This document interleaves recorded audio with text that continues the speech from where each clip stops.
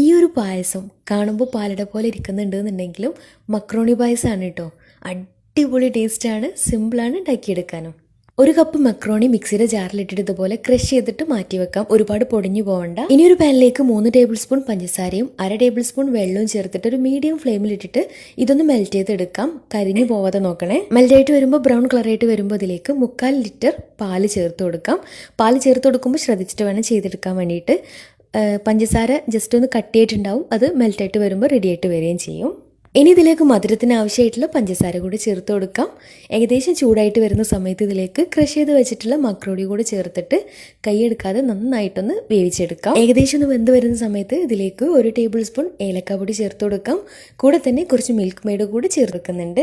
കുറച്ച് സമയം നന്നായിട്ട് തിളച്ച് നന്നായിട്ടൊന്ന് കുറുകി വന്നാൽ ഇതിലേക്ക് നെയ്യിൽ കുറച്ച് അണ്ടിപ്പരിപ്പൊന്ന് വറുത്ത് കോരിയിട്ട് ഇതിലേക്ക് ചേർത്ത് കൊടുക്കാം.